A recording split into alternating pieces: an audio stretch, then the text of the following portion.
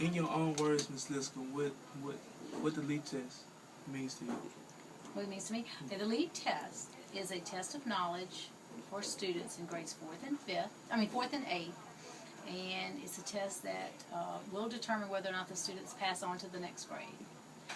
It's a cumulative test of skills that they've learned since kindergarten, so it's a test of knowledge.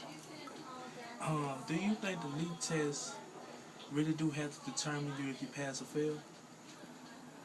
Do I think it should, or do I think that... Yeah, do you think it should? Well, it does determine, Right. but whether it should or not, it just depends. I think there's a lot of kids that, because of the nature of the test and how the test is given, some kids, because of disabilities, may not be able to pass it. Many times they take it. But I think eventually, during this child's lifetime in the schools, we've got to stop and say, this kid doesn't have it, so do you just keep moving them on, if they haven't gotten proper interventions. And I think that's where we're missing the boat a lot of times, is that we want to fail them, but are we really doing anything about getting them to meet the need, the learning targets on the test? What do students need to do to prepare this type of test? Well, they got to prepare from kindergarten, and if they wait till the last minute, it's very hard for them to catch up.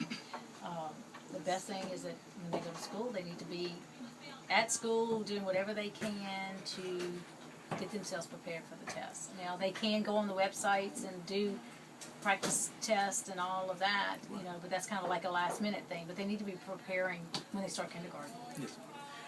So if a student fails the test over and over, do you honestly think that the GED is the best option to take? I honestly think that it depends on the child. I don't think every child, just because they pass these tests, should take the GED and not complete high school, in the normal way that most kids complete high school. There's a lot of kids that pass the LEAP test that GED may be the best option for them. But to say just because they don't pass the LEAP test, no, I don't believe that. Okay. So do you think in the future, they will have a test harder than the LEAP?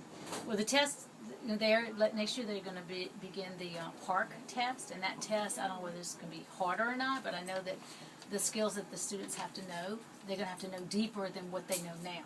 A lot of stuff is, just the surface, where for the next, the next years, I don't know how many years they'll do this before they change it again, but when they do the PARC test, it's going to be a deeper understanding of the skills versus just kind of knowing the surface of it. So I think it's going to be harder because they're going to require them to do a lot more with what they've learned. Oh, okay. Well, thank you for your time, Ms. Liscombe. It was so nice. Come back anytime. All right. Good luck to you. Oh, good.